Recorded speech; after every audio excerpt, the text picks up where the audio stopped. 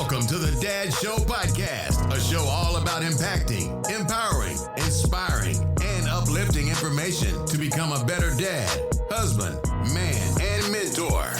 And now, your host, Ryan Ladd. Welcome back to the show, everybody. I want to thank you for listening and for watching. I'd like to ask that you would leave a review and subscribe, as well as follow along and engage with us on all social media at The Dad Show Podcast and online at thedadshowpodcast.com. I'm really excited about today's show. I've got Mr. Dan King, who was my first captain, who has been a huge inspiration. He's one of my best friends and been a big mentor in my life. And I can honestly say where I'm at in my career today is 99% because of him. So, Dan, I want to thank you for being on the show today. Thank you, Ryan. Thank you for having me on your show, The Dad Show. So I'm going to ask you the question. What's inspired you to start The Dad Show? Really, my kid's diagnosis, man. Obviously, you worked with me at FireMan and grew up with me, and I wasn't the best male figure as a dad or as a husband or, just a good all-around man. I was, just being a young guy. And so through my kid's diagnosis, we've seen some terrible stuff in the hospital, some kids that never had dad show up, and just listening to other stories throughout that storm that we went through just made me want to become a better man, a better husband, and a better dad. Yeah, I think that's pretty cool. Yeah, we did work together for a long time. A little bit about me. The fireman Dan, worked in the fire service, still do. That's how I met Ryan, was in the fire service. Had a lot of good times in the fire service. We had a lot of good times. Yeah, some things we can't talk about, I guess, on this show, but it was fun, and this is fun. I think we've, looking back at that time, I think we've evolved. Who would have thought that we'd be sitting here talking about dad stuff? I agree 100%. I mean, I remember some trips to some UT games and Vegas. And yeah, I'd hate to be their dad. Yeah, exactly. I enjoy being a dad just as much as I do a firefighter. I think I've got 3 kids, and the first 2 come in this world had issues. We were in the hospital quite a bit, so I definitely can feel what you're going through. And I wish I had this podcast when I was going to the hospital. Yeah, definitely. My kids were in the hospital. There really wasn't much there. So, and you just mentioned that at the hospital that there wasn't dads there. Exactly. And I didn't even think about that until you just mentioned it. I mean, we stayed in the ICU, for almost a year, and it was just grandparents and moms. There were very few dads. And whether they're out working, I'm not judging on that aspect, whether the dads are back home working and, providing for the family while the caretaker, the mom, is, in the hospital. But, for the most part, those kids suffer because they need that male figure in their life to be their mentor, to look up to. Yeah. Yeah. Each person has their own situation, but yeah, there's, dads are really needed at this point, and I would have never thought I'd been sitting here asked to talk about being a dad.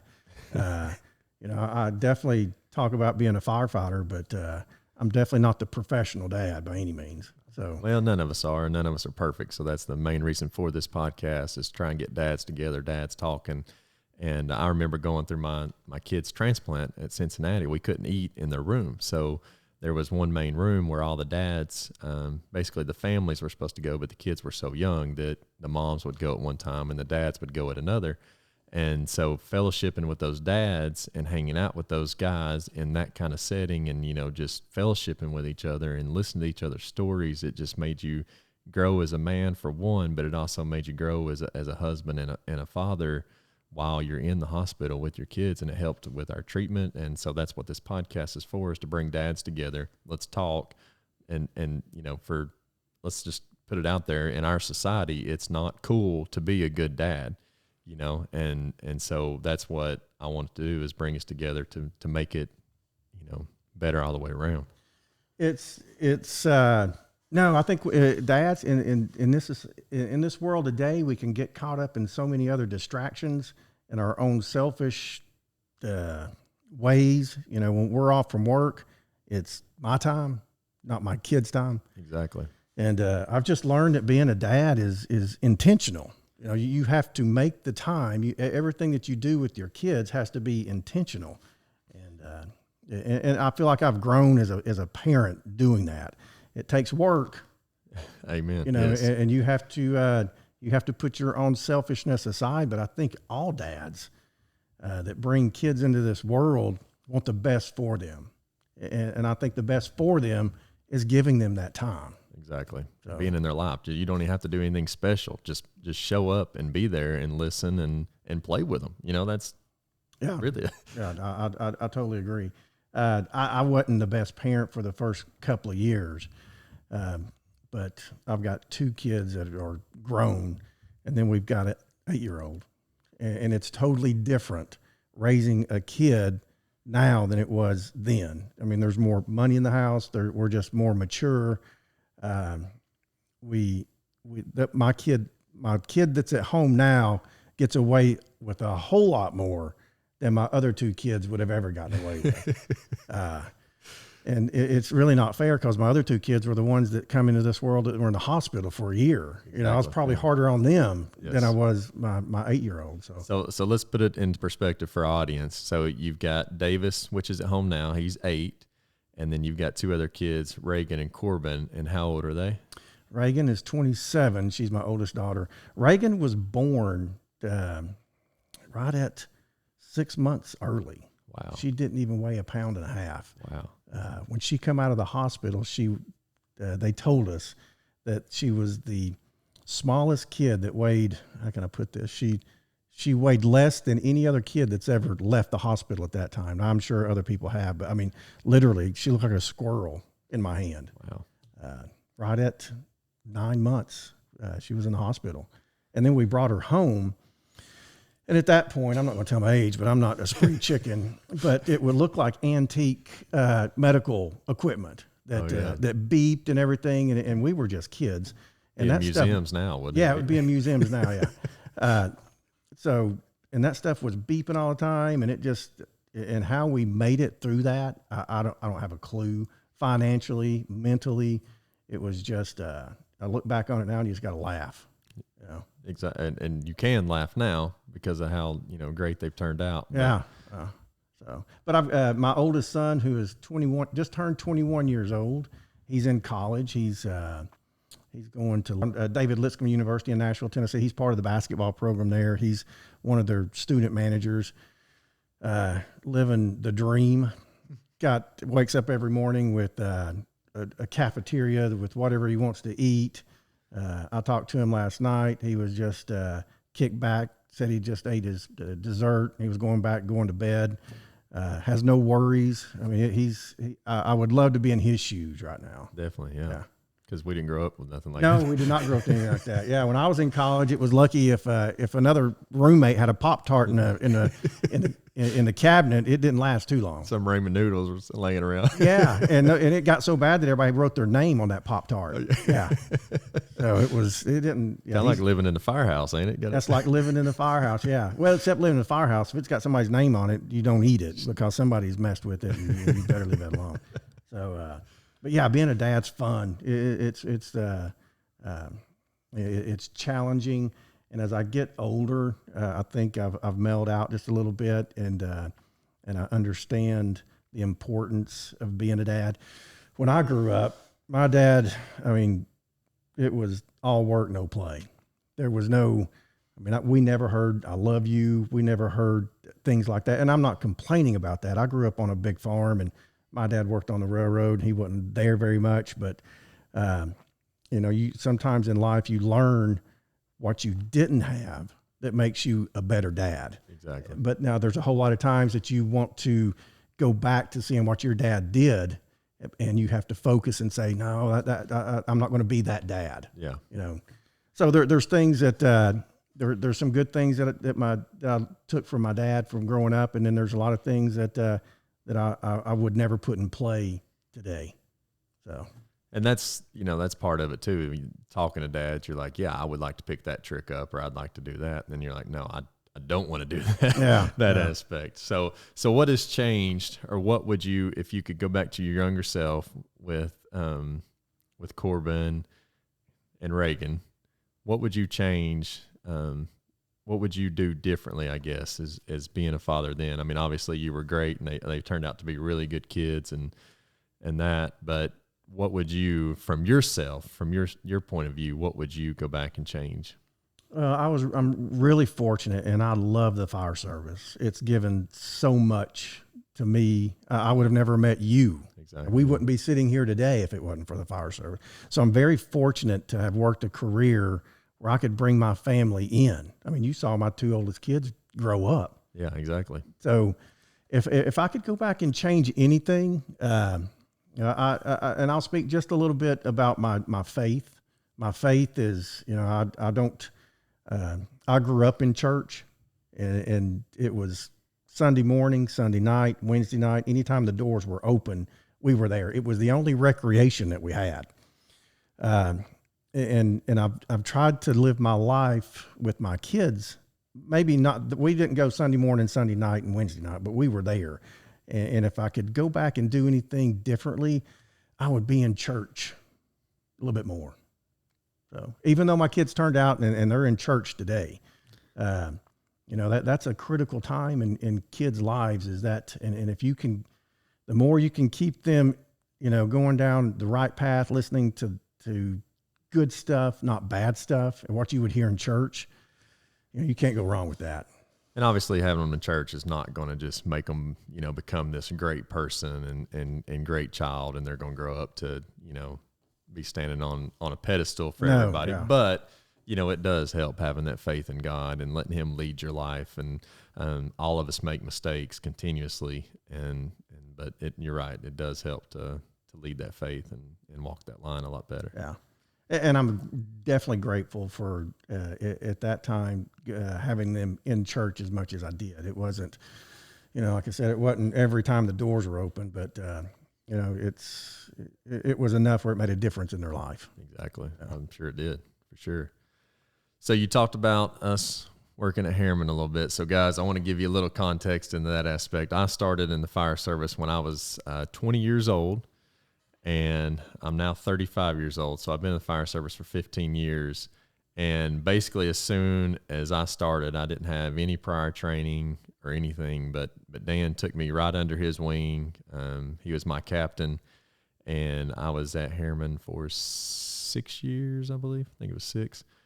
Anyhow, and I can tell you to this day, this man has been a great inspiration, and has, I can say that where I'm at today in the fire service is because of Dan and the way he led me, the way he inspired me, the way he pushed me.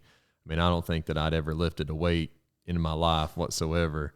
And then we went to the weight room. Dan's like, no, you're going to work out. Like, if you're going to be on my shift and you're going to be with us, you're going to work out. And so he pushed me to start working out, and I've put on the quarantine 15 here. So I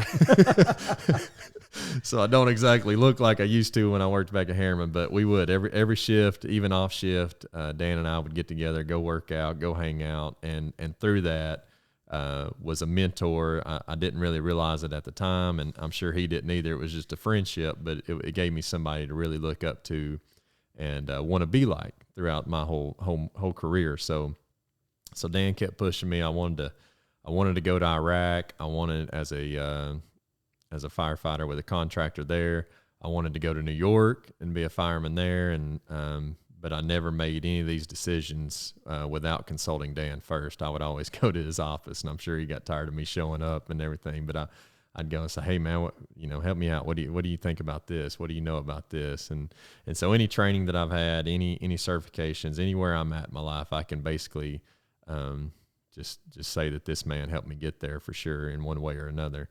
So I'm very, very happy to have him on the show today, and hopefully to inspire you all just like he's inspired me. Well, I appreciate those kind words. I can admit now, Ryan, that I didn't know what I was doing when you come on. So I was just winging it, man. We did good though, didn't we? We did good, yeah. Saved a bunch of cats and cats, yeah. That was it's funny that we sit here and talk about that. As I was driving over here, I was thinking I had to drive back through the same town that I worked in this at the fire department here, and just brought back a whole lot of memories. And it was, man, those were good times. It was really good times. Fun times, yeah. And yeah, so and my kids got to, they were at the fire. It was one of those fire stations where families stopped in and come in and they ate. It was, every door in a fire station was open. Yeah, just come on in. And yeah, you're right. It blows my mind to think how quote unquote old Reagan and Corbin are now, because they were just little babies. Yeah, I can remember that. So you mentioned that you are a little older now, and you do have an 8-year-old son. So what drives you crazy, man? Anything? You say that you're a lot more lenient now. Is there anything that drives you crazy and makes it hard to be a dad now? It's, with my 2 oldest kids, there's so many, when you're that young, you're worried about paying the mortgage, the car payment, groceries. It's just a stressful time, and there's so much stuff that you miss, what kids say and things, that they do. I'm at the spot now where when my kid says something, it's, you stop. If he says something funny, you stop and you laugh at it. Yeah. It's, and we just have it with our whole family. With my wife's mom lives with us, and he's being raised by 3 adults. So the conversation that he hears now is totally different. So we get up every weekend. It's the same routine. My wife works for a corporation in the food industry, and she gets up I'm the first one that gets up. I make coffee, and then my wife comes in. She opens up her computer, and first thing she's looking at is yesterday's numbers. And my son, he grabs his iPad and he sits in what we call the great big green chair. And so everybody's doing their own thing. And my wife's office is just off the kitchen, and she's over there. You can hear the computer and stuff. And then as she's sitting in there, my son hollers and says, "Hey, how about some pancakes?" My 8-year-old. And he hollers at Mom, says, "Will you fix me some pancakes?"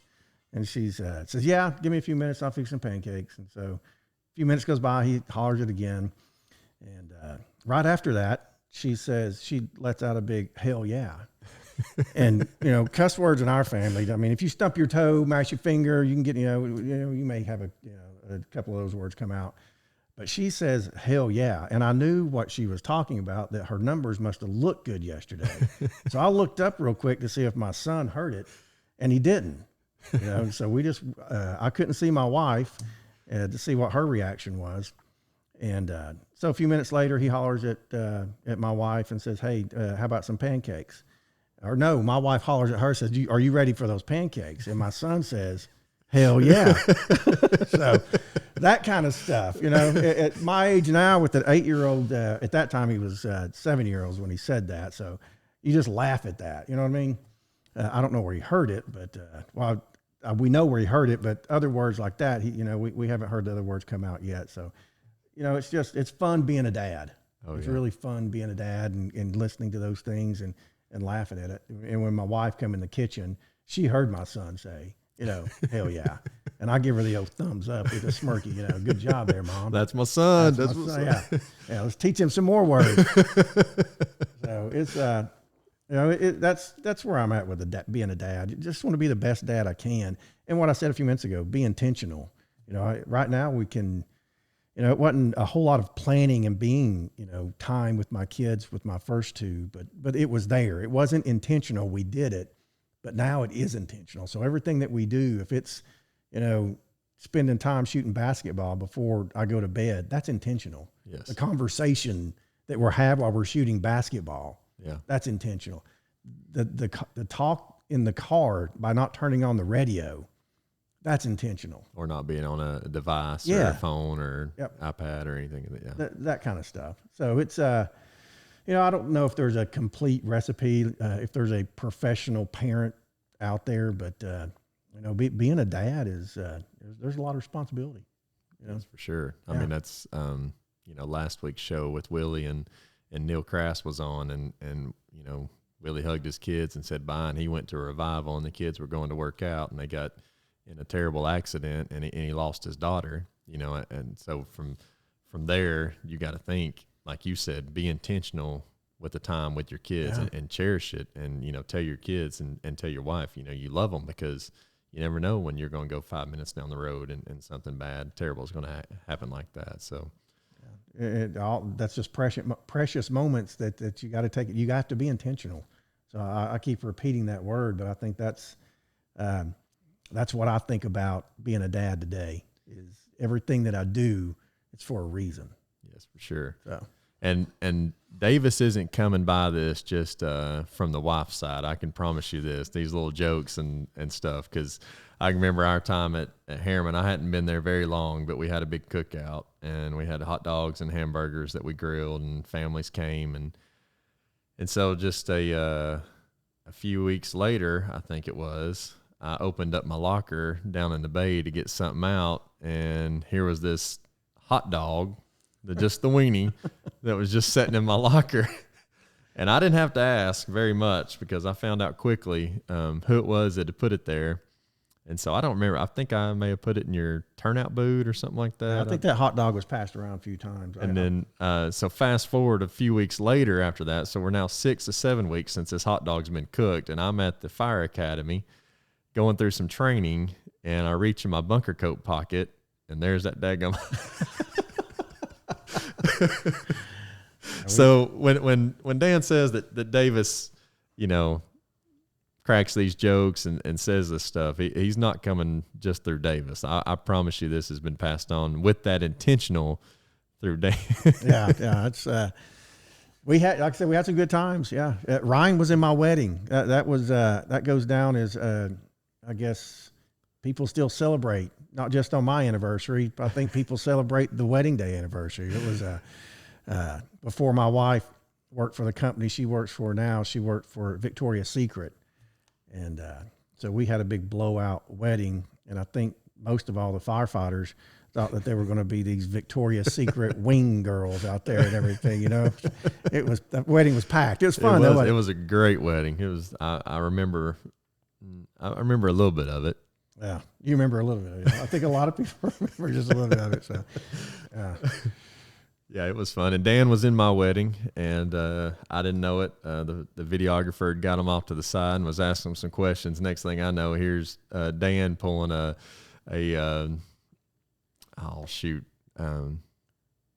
harmonica? Yeah, you pull. I don't even remember. I had a harmonica? Yeah, you had a harmonica. You pulled out of your pocket, instead of answering the cameraman's question, you start playing a harmonica. I don't even remember that. So we've had some real good times, and man, I'll tell you, like I said, he's been a huge inspiration to my life, and I think just through talking through Dan with the years and listening to how great of a dad he's been and to his kids, and just been a big inspiration, helped me become a better father too. So for us, and I'm speaking for both of us, is there's a big part of our success are our wives. Yes. There's no way I could be the person I am without my wife. And there was a turning point for me in my life when it come to being a better dad. When I really realized that my wife was just more than a wife. She was a resource. There was a lot of times where, if I had an issue that I need to work out or something, I didn't run it by her. I didn't talk to her about it, and it didn't cause us to have a bad marriage. It didn't cause us any separation. But what it didn't do was it didn't make us a strong team. And once I realized that, hey, we have to work together, we're stronger together, and and our son can see that. Our son can totally witness. I mean, me and my wife is my best friend. We don't make decisions independently about anything in our family. And once I started clicking on that, Ryan, man, it changed my whole world. It made me a better person and definitely a better parent.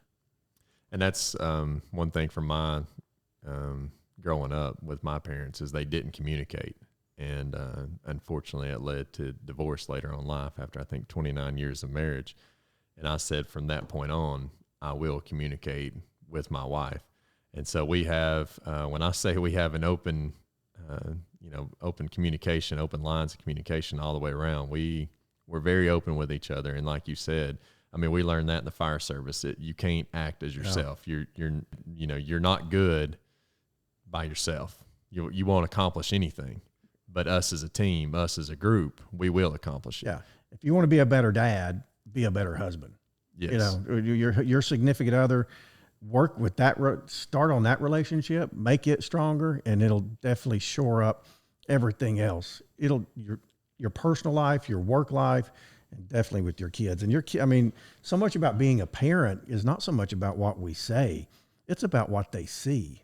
When kids see that your mom and dad's working on the same goals and they have the same values and they're on the same page, there's my Davis, my youngest, is definitely going to get more out of his mom. There's still those things out there, Yes, for sure. But when they see that dad kisses mom goodnight, he puts his arm around her and I've had to correct my son getting smart, saying stuff back to his mom, and I'll stop that in a heartbeat, because when you say something to her, you're saying it to me. Exactly. Whether it's positive or negative.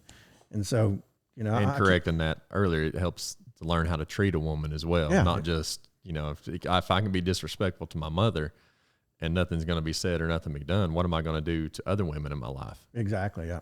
So it's we call it Team King. Me and my wife, we're Team King, and, sometimes we've used it sarcastically toward each other, and it works, and I can't emphasize the importance enough to, if you're trying to raise kids and you're got some issues with your marriage, and I'm not being a marriage counselor by any means, but it definitely makes a difference. It made a difference in my life. And my kids are 3 and 6, and, let's just say Lincoln at 3 years old, I'm going to go ask my dad this. And I say, no. Well, I can hear him. I'm going to go ask mom. Yeah. And so, like you said, you got to be a team. So whether you back up and support what your wife says or not, or what you think is good, whatever the other significant other says, you kind of got to roll with, because, if they see that they can separate you on easy. And they will. They will. Yeah. I usually ask the question, what'd your mom say? Yeah. That's, I want to let's start from the base, that way I can determine my next, my answer. So it's something all the time, when you've got kids, but it's again, this is cool to talk about. Exactly. I would have never said earlier that I wish there had been a podcast, something where somebody could have told me that other dads are having issues. It's not just me. So if, let's take that an aspect then. So a young couple comes to you, a young man comes to you, and he just got married or is thinking about getting married. And he's like, what's the most important thing that I can do as a husband? What's the best advice that you would give that young man for his new marriage or new relationship? Well, a game plan. I think, everything is good. We live in a world of preparedness, in the fire service. And I think that you're just going into something as big as a marriage or having kids without a plan you're not setting yourself up for failure, but you're giving yourself an opportunity to look more than likely fail in some way. Yes. So my advice would be, take it serious and try to put a plan. Just don't put a plan, but put it in action. Be intentional. I keep using that word, but it's, like I said, me and my wife come up with Team King, and it's a partnership. Yes. And so if you're going into a new marriage, there's a lot of sacrifices that you're going to have to make. If you have to put some things, that you may not get to do anymore. Some of the fun stuff you got to do your focus is family. And that's, I would say a plan. I would say communication, and just try to put God first in your relationship too, first and foremost. And I wish that you would have gave me that information early. I'm very lucky that my wife has stayed with me, but I wasn't the best husband whenever we first got married. I was not a terrible husband, I don't think, from any aspect. No, I think Dan's working on something there to have a plan, to be prepared. for anything that may come, a children's illness, a mother-in-law moving in with you, a job out of state, anything. I mean, you know, you just got to be able to react and update that plan with whatever life throws at you.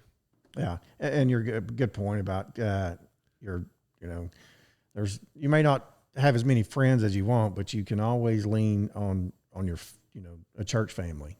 You know, you can never go wrong by having your kids in church and finding a good church that's, that you like and that you can grow in. So what is, your son Davis, he's 8. What do you want him to see most between you and your wife as far as, because he's going to grow up, he's probably going to get married and meet a significant other. So if you're thinking in your head, whenever he gets married, what is one thing that you try to do with your wife that you're like, man, I hope he sees this and accepts it and puts it into his marriage? Like, what's one thing that you may do with your wife from that end? Respect and love. I mean, I think that's what we, and I do that. I do that a lot in front of my son. If it's where he sees me hug my wife, what true love is, exactly. And how a mom and a dad working together, that it can be successful in raising kids. So that to me, it's just, it's pushing everything else out and focusing on what's the most important, and that's family and love and togetherness. And if you can concentrate on that in front of your kids, I think that's pretty impressive. I agree. And that helps bring the whole family together, from all dynamics. You said that you can't count on anybody. If you got your family together and love is there first and foremost, then like you said, you're going to be able to rely on your family for sure. Yeah.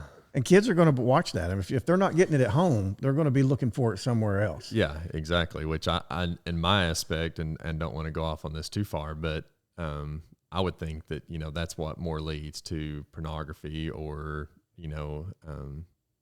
anything of that nature. That they're going to look for that outlet. Like you said, they're going to look for it. Yeah. They're going to find it somewhere. So we hear the term stable home, and if it's unstable, and you're raising kids in an unstable home, it's kind of hard to, it's kind of like if you're driving down the road and one of your tires isn't balanced, eventually you're going to have a blowout. And that's, and you can feel that unbalanced tire when you're driving down the road. So it's trying to keep the tires balanced and try to keep, stable and letting your kids grow up in an environment that's loving is, that's something that not all families and not all parents and not all kids get to, have in their life. So I can say that where Dan is at his life now is kind of boggling my mind, and I'm very interested to hear where this has came from. But Dan, I would see at the fire hall, he would be reading books and looking on the computer quite a bit. But for those that don't know, Dan just wrote a book, his first book. It's called Charlie Visits the Fire Academy. And so I've got to ask Dan, where did this book writing come from? Where did this inspiration come from? Well, I've got a little bit more time now to do some things. And it's just that book's been on my mind. I've written that book in my head probably 10 years ago. Charlie is a real character. Charlie is was real inspirational on getting our Tennessee Fallen Firefighters Memorial established through donations. So that the Charlie is based off that character, but the book was it's about our fire academy, and it was a family project, really. A lot of the stuff that was in the book we interviewed Davis. And so one of the things, for example, that's in the book was Charlie is at the fire academy and it's lunchtime. And so we asked my little boy Davis, if you was at the fire academy, what would you want to do? He said, first thing, what are they having for lunch? I said, okay. I said, what do you want? He said, hamburgers. So Charlie's eating a hamburger at the fire academy. So it was just a fun book. I've never written a book before, but it was a family project. And again, I love the fire service, but it was really more about working with my son and him seeing, what we're capable of doing as a family. And I'll put my wife in it. She worked on it just as much too. So I'm proud of it, and we're moved on to the next book. Exactly. And I was very, very overwhelmed, but very, very humbled. Dan contacted me and he said, "Hey man, how would you feel about me and my family writing a book about your kids?" And I, basically almost busted out in tears because, it just touched me so much. And so now he's working on a book about Kennedy and Lincoln. And yeah, and it's fun. Your two kids are awesome. And Kennedy's the star of the book. And with her, she's got kind of a cute little attitude. But yeah, it was fun. And hopefully the whole inspiration is your toughness, your family's toughness. It was really inspiring me to write the book. When things happen in our lives, like what's happened to you, there's a lot of people that are faced with adversity, but a lot of times people don't ask, what can I do? What can I do to help the situation? And that's what you guys have done. You said, what can I do? And you did it. You we're on a podcast. You've got a foundation. It's not just sitting back and feeling sorry for yourself. So me to write, my contribution for the book can't compare to what you guys are doing to help the cause. But it's going to end up being a huge platform, I do believe, for the foundation and about Kennedy and Lincoln and spreading awareness about their disease. And that's mine and my wife's motto. Above anything else, we can raise all the money we want to for a cure. We can do anything, tell everybody. But with awareness comes a cure. We never know that one day that either we're going to meet that doctor or that researcher, or that when that book finally publishes and comes out, what doctor, what researcher is going to be reading that to their child, and can come that way as well. So from me and my family's point of view, just thank you so much for doing that, and we're very humbled and very thankful for it. It was fun. I mean, it's I enjoyed doing it, and hopefully we'll have that book out in the next few months, where I'm sure it'll be. COVID's kind of pushed it back. Yeah, that's kind of changed a lot of things a little bit, but it's coming. Hopefully it'll be out in the next couple of months, and you're sitting here talking about it on the Dad Show. And so Charlie visits Fire Academy. Kennedy, she absolutely loves it. Lincoln, he's just like, oh, it's a firefighter, and that's cool. But Kennedy, I read it to her often. She loves the book, and I think that your kids will too. So a little bit about Charlie, man. What's you said he was a real character. He is a real character. He's retired now, and like I said, that's a lot of the funding for the Fallen Firefighters Memorial here in Tennessee is donations, and then it's one of those, we work in an industry where we count line of duty deaths, and they just seem like they always stay around 100 a year. So it's like I said, it's just my way of giving back, and it was fun to do. It's fun to say, hey, I'm an author. Yeah, exactly. Yeah. And it's awesome. So all the proceeds from this, if I'm not mistaken, correct me, goes to the Fallen Firefighters Memorial. And the National Fallen Firefighters. And the National Fire. So at both at Tennessee and in Maryland, right? Exactly, yep. So that's awesome. So any other plans for any more books coming up? Your books, it's on the list, and we're looking at a couple of other things. That another kid's book, and then already started the process of my first nonfiction book to help the fire service. So I won't go too much into that, but it's like exciting times. I'm just grateful to have an opportunity and be in a place in my life where not just me, but my family supports it. Yeah, and I'm sure Davis he's like, Dad, when are we going to do some more books? Yeah, and, he's all about writing the books. Yeah.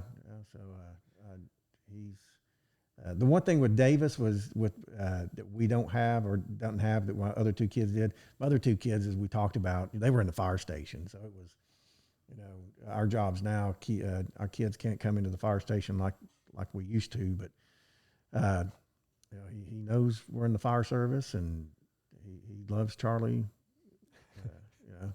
Went to the fire academy. I could see that being that's awesome, because that's a lot of families you see sitting around on devices, or I know from my family, we've got a rule that no devices at the dinner table. So we try our hardest when I'm not on shift to sit down every night and have dinner as a family. And the rule is no devices. I mean, obviously, if you get an emergency phone call, then, or something like that. But as far as just sitting there scrolling through Facebook, or the kids watching a video, or something trying to keep them occupied and not bothering mom and dad, we don't do. That's one of our rules. So I could see Davis and Carrie at home, and, that being a good family. We have devices at our house too. I mean, Davis is all about devices. He got a phone for Christmas this year, so it rang the other day, and I answered it, and it was the next door neighbor looking for Davis. So what about me? What about me? Yeah, what do you got to talk to Davis about? The next door neighbor's retired, and so it's not like it was a kid calling. This was everybody in the whole neighborhood knows Davis.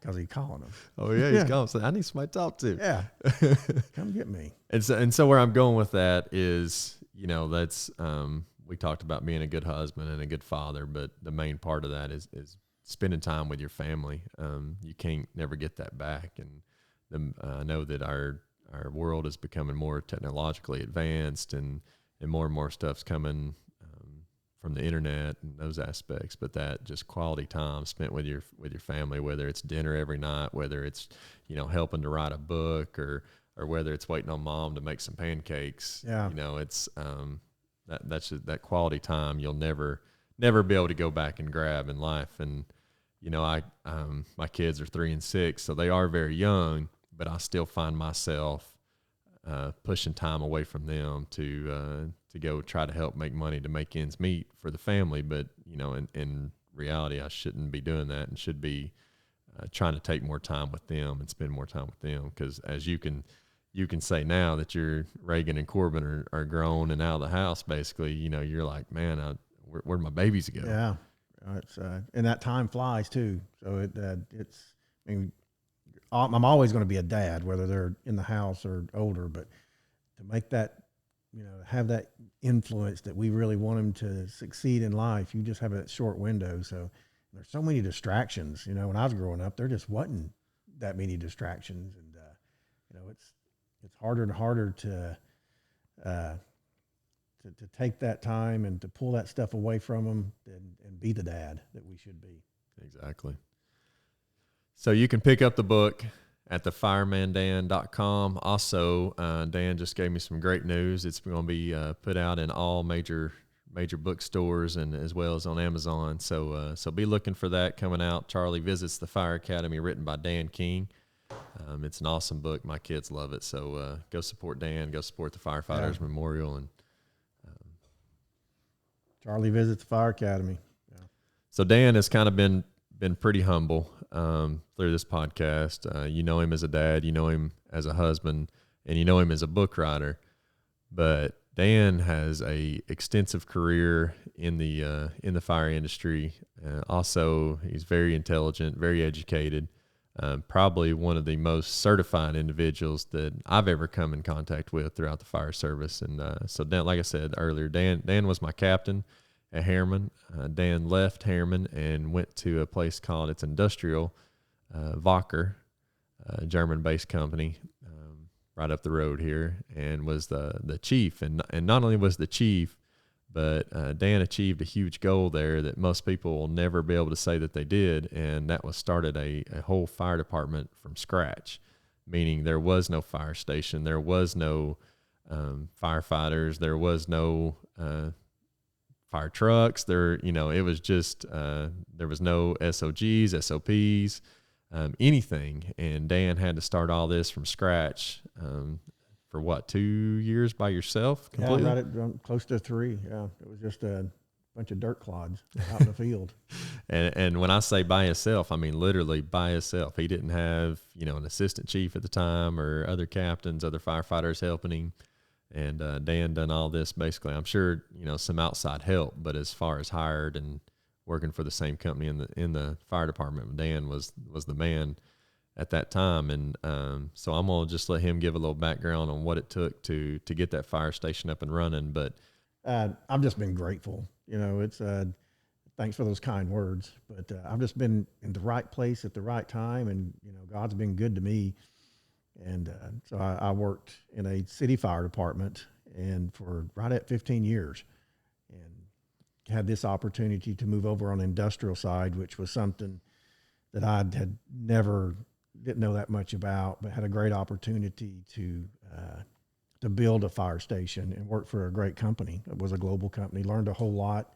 And, when you get to hire all your firefighters, and create the culture, I didn't inherit any, exactly. Yeah. It was what we created there, and it was pretty cool. So it was, and